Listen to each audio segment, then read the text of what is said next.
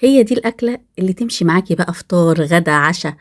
لقوا ايه وكلها بروتينات ومن غير لحمة ولا فراخ، يعني موفرة جدا. تنفعنا كده في آخر الشهر واحنا مخلصين مصروف البيت.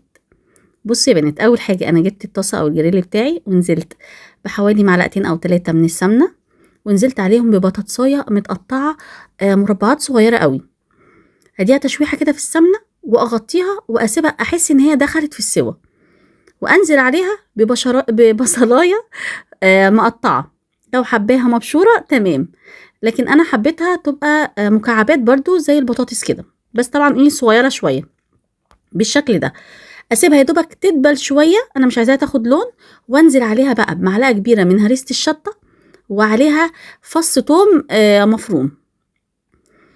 اديها تقليبة وانزل بحوالي بشر 3 طماطميات، عايزة تقطعيها براحتك، وهنزل عليها برشة ملح، يعني نص معلقة صغيرة ونص معلقة صغيرة من الكمون ونص معلقة صغيرة من الفلفل الاسود والبابريكا، واديها تقليبة حلوة كده، واحط ربع كوباية من المية، وظبطت الملح بتاعها، طبعا الملح ده زي ما انت تحبي، واغطيها واسيبها بقى لغاية ما احس ان البطاطساية خلاص استوت.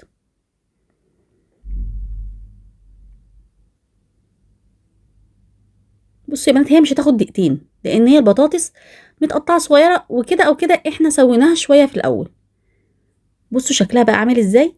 هنا بقى كان عندي بقى شوية فلفل حامي على شوية فلفل الوان، طبعا براحتك بقى، نزلت بيهم.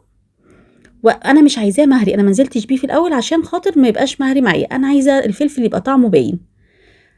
وكده خلاص البطاطس استوت معايا. نزلت بقى، بصي انا هنا جبت 4 بيضات، عايزه تعملي بيضتين بس تمام، 3 براحتك، كميه البيض ديت براحتك.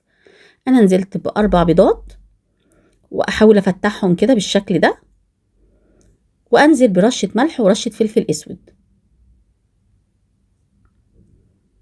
وعندك بقى شويه جبنه موتزاريلا، ما اقولكوش بقى على الجمال.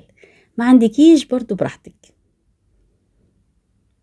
انا هديها رشه كده من الجبنه الموتزاريلا بالشكل ده، واغطيها لغايه ما الجبنه تسيح بس يا بنات. يعني اللي عايز يسوي البيض طبعا جامد يسوي براحته، بس انا بحب البيض كده ايه يبقى نص سوا. شايفين يا بنات الشكل عامل ازاي، والطعم كان تحفه، والريحه ما اقولكوش عليها بجد.